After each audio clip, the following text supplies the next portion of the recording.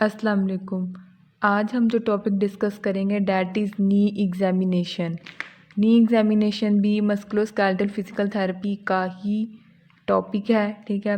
नी की एग्ज़ामिनेशन में जैसे आपको पता है कि हम इसमें सबसे पहले सब्जेक्टिव एग्ज़ामिनेशन करते हैं और उसके बाद फिर हम ऑब्जेक्टिव एग्ज़ामिनेशन करते हैं।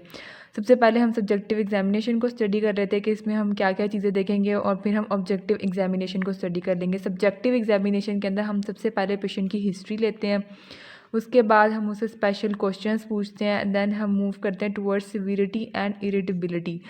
तो सबसे पहले हम बात कर लेते हैं हिस्ट्री की। पेशेंट ने जो हमें अपना सारा सिनेरियो बताना होता है अपनी टर्म्स में, उसे हम हिस्ट्री ऑफ प्रेजेंटिंग इलनेस के अंदर लिखते हैं। हिस्ट्री ऑफ प्रेजेंटिंग इलनेस, ठीक है। और फिर उसके अंदर हमें जो ऐसे पॉइंट्स लगते हैं जो प्रेजेंटिंग इलनेस के अंदर, जिन्हें बाद में हमें ऑब्जेक्टिव ऑब्जर्वेशन के अंदर या ऑब्जेक्टिव एग्जामिनेशन के अंदर बेहतर तरीके से उनको देखना है, या ऐसे पॉइंट्स जो हमें लगते हैं कि रेड फ्लैग साइंस हैं, या फिर जो पेशेंट को जो भी मसला है उसकी मेन काज वो पॉइंट्स हो सकते हैं, तो उनको हमने एस्टेरिक साइन लगा लेना है, ठीक है। और दूसरी बात ये कि जब भी डायग्नोसिस हम बनाते हैं ना, तो डायग्नोसिस जो है वो कभी भी पहले सेशन के अंदर कंफर्म नहीं होता, इसलिए हम जो है डीडी बना लेते हैं, डिफरेंशियल डायग्नोसिस, ठीक है। हम डीडी हम जो है वो भी पेज के नीचे जो है ना वो स्टेरिक साइन लगा के लिख लेते हैं। फिर हम डीडी लिख लिया हमने, उसके बाद हमें जो है ना जो डायग्नोसिस है पेशेंट का वो 1 से 2 सेशंस के बाद कंफर्म होता है। वो किस तरह होता है कि हमने डीडी बना लिया, ठीक है, और इस डीडी के अकॉर्डिंग हमने पेशेंट का ट्रीटमेंट स्टार्ट कर लिया। अगर तो पेशेंट को मतलब उसका जो सिम्टम्स उसके हैं वो रिलीव होना शुरू हो जाए तो फिर हमें पता चल जाता है कि इसका डायग्नोसिस यही है। लेकिन अगर रिलीव नहीं होते इसका मतलब कि उसका डायग्नोसिस कोई और है, देन हम दोबारा असेसमेंट करते हैं और फिर देखते हैं। इसमें लास्ट पॉइंट जो आ जाता है वो ये कि हमने जब भी ट्रीटमेंट स्टार्ट करना है ना, तो हमने ग्रेड 2 से स्टार्ट करना है, चाहे हमने मोबिलाइजेशन देनी है, चाहे हमने ग्लाइडिंग देनी है, जो भी हमने करना है ना वो हमने ग्रेड 2 ओसिलेशन से स्टार्ट करना है, ठीक है। हम ग्रेड 2 ओसिलेशन देंगे, अगर पेशेंट के सिम्टम्स रिलीव होते हैं तो फिर हम मूव करेंगे टूवर्ड्स ग्रेड 3। लेकिन अगर पेशेंट के सिम्टम्स रिलीव नहीं होते, 24 आवर्स के बाद भी पेशेंट को सोरनेस रहती है, तो फिर हम ग्रेड 3 की बजाय मूव करेंगे टूवर्ड्स ग्रेड 1। फिर ग्रेड 1 से हम ऑनवर्ड मूव करते जाएंगे जैसे जैसे पेशेंट्स के सिम्टम्स रिलीव होंगे। लेकिन स्टार्ट हमने ग्रेड 4, 3, 1 से नहीं करना, हमेशा ग्रेड 2 ओसिलेशन से ही स्टार्ट करना है। नेक्स्ट हमारे पास आ जाता है स्पेशल क्वेश्चंस। स्पेशल क्वेश्चंस में हमारे पास आ जाते हैं रूटीन क्वेश्चंस और साथ में आ जाते हैं रेड फ्लैग साइंस।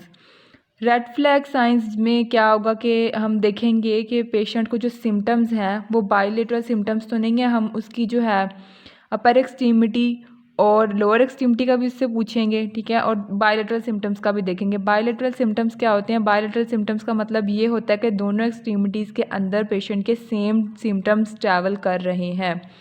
अगर ऐसा हो कि पेशेंट के दोनों एक्सट्रीमिटीज़ के अंदर सेम सिम्टम्स ट्रैवल कर रहे हैं, इट मीन्स के ये भी उसका एक रेड फ्लैग साइन है। और रेड फ्लैग साइन क्या हो सकता है? वर्टिगो। वर्टिगो क्या होता है कि मूवमेंट करते हुए चक्कर आना, ठीक है, या फीवर हो सकता है पेशेंट को, ये भी रेड फ्लैग साइन है, ठीक है। या फिर severe intensity pain. Severe intensity pain का क्या मतलब है कि पेशेंट कहेगा कि उसे ज़िंदगी में कभी भी इस तरह की इस इंटेंसिटी की पेन नहीं हुई, मीन्स इस इंटेंसिटी की पेन के साथ उसका फर्स्ट इंटरेक्शन है, ठीक है, तब भी ये आपका रेड फ्लैग साइन ही होगा, क्योंकि पॉसिबिलिटी हो सकती है कि अंडरलाइन कोई जो स्ट्रक्चर है वो डैमेज हो या उसका कोई इशू हो। क्योंकि जब पेशेंट ये कह रहा है कि मुझे ज़िंदगी में कभी भी ऐसी कोई पेन नहीं हुई, तो ये एक रेड फ्लैग साइन है। Weight loss red flag sign है, ठीक है। और इसमें क्या हो सकता है कि ये जो सीवियर इंटेंसिटी की पेन है, इसमें ये हो सकता है कि कोई भी पेशेंट का जो कोई भी स्पेशल एरिया है जहाँ स्वेलिंग वगैरह हो, जैसे बिहाइंड द नी स्वेलिंग हो सकती है, behind the knee joint popliteal area में, जैसे रूमेटॉइड आर्थराइटिस के अंदर भी जो है पेशेंट के नी जॉइंट के पीछे पोप्लिटल एरिया में एक सिस्ट बन जाता है जिसे हम बोलते हैं बेकर सिस्ट।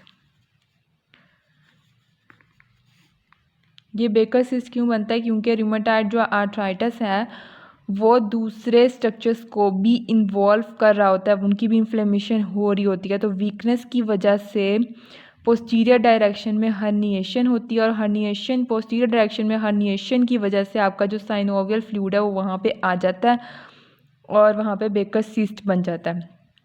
ठीक है, इस तरह अंडरलाइंग स्वेलिंग हो सकती है, जैसे कि बेकर सिस्ट की मैंने आपको एग्जांपल दे दी। ठीक है, इसलिए इसका भी जो है वो प्रॉपर चेकअप करवाना चाहिए कि कोई डैमेज वगैरह तो नहीं है।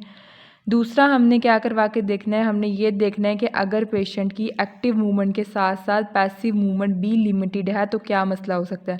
क्योंकि नॉर्मली क्या होता है, मसल वगैरह का टीयर हो तो पेशेंट की सिर्फ एक्टिव मूवमेंट पेनफुल होती है, पैसिव मूवमेंट पेनफुल नहीं होती। लेकिन अगर पेशेंट की एक्टिव मूवमेंट के साथ साथ पैसिव मूवमेंट भी लिमिटेड है, वो भी पेनफुल है, तो इसका मतलब है कि पेशेंट का वहाँ पे फ्रैक्चर है। फ्रैक्चर में क्या होता है कि बोन की कंटिन्यूटी नहीं रहती और आपको पता है कि बोन के अंदर पेरियोस्टियम होता है, पेरियोस्टियम के अंदर जो प्रोप्रियोसेप्टस के फाइबर्स जो है ना वो वहाँ पे मौजूद होते हैं और इस वजह से पेशेंट को जो है वो जब भी क्या होगा कि पेरियोस्टियम इरिटेट होगा तो पेशेंट को पैसिव मूवमेंट के अंदर भी पेन आएगी। ठीक है, और दूसरा ये बात मैंने बता दी कि जब कोई मसल का टीयर होता है तब पेशेंट को सिर्फ एक्टिव मूवमेंट में और रेजिस्टिव मूवमेंट में पेन आ रही होती है, पैसिव मूवमेंट में पेन नहीं आती।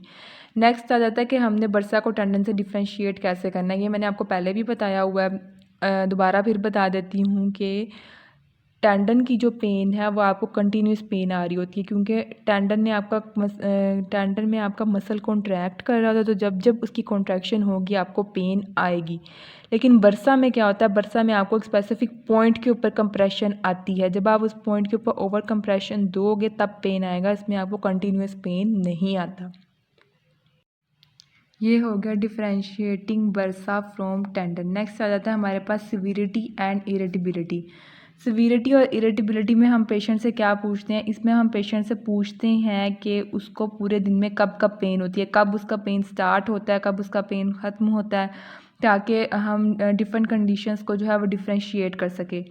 मेनली नी में हम अगर रूमेटॉइड आर्थराइटिस और ऑस्टियोआर्थराइटिस को डिफ्रेंशिएट कर रहे हैं तो वो हम किस तरह करेंगे, सिविरिटी और इरिटेबिलिटी के बारे में पेशेंट से पूछ के। ऑस्टियोआर्थराइटिस में मॉर्निंग स्टिफनेस जो है वो इतनी ज़्यादा नहीं होती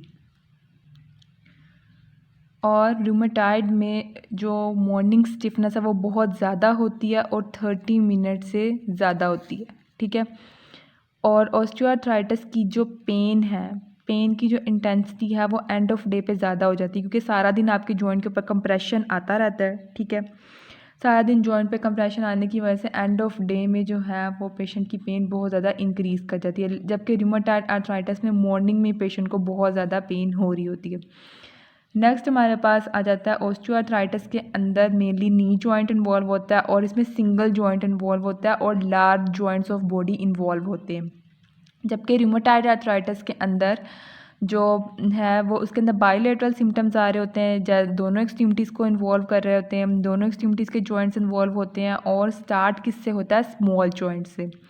और रूमेटॉइड आर्थराइटिस के अंदर पेशेंट जो है वो लो बैक पेन की भी कंप्लेन कर रहा होता है, लो बैक पेन के साथ साथ वो नेक में पेन की भी कंप्लेन कर रहा होता है क्योंकि जो रूमेटॉइड आर्थराइटिस है उसमें सर्वाइकल जॉइंट की भी इंस्टेबिलिटी होती है, सर्वाइकल जॉइंट की इंस्टेबिलिटी की वजह से नेक में पेन आ रही होती है। और रूमेटॉइड आर्थराइटिस जो है ये ऑलमोस्ट एंड स्टेज पे जाके डायग्नोज होता है 50 में जाके, 50 की एज में जाके, तब तक जो है डिफॉर्मिटी आना भी शुरू हो चुकी होती है, सबलक्सेशन भी हो रही होती है और जॉइंट जो है वो सीवियर एंकाइलोज होना भी स्टार्ट हो चुका होता है।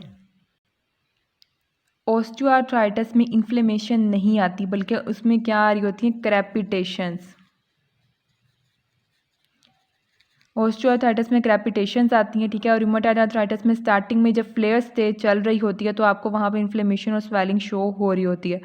नेक्स्ट आता है अगर पेशेंट की हिस्ट्री ऑफ फॉल है तो सबसे पहला ध्यान आपका फ्रैक्चर की तरफ जाना चाहिए क्योंकि हिस्ट्री ऑफ फॉल में फ्रैक्चर ही हो सकता है। आपने पेशेंट का एक्सरे करवाना है और वहाँ पे उसके फ्रैक्चर को फाइंड आउट करने की कोशिश करनी है। ये थी हमारी नी की सब्जेक्टिव एग्जामिनेशन। ऑब्जेक्टिव एग्जामिनेशन मैं आपको नेक्स्ट पार्ट में करवाती हूँ।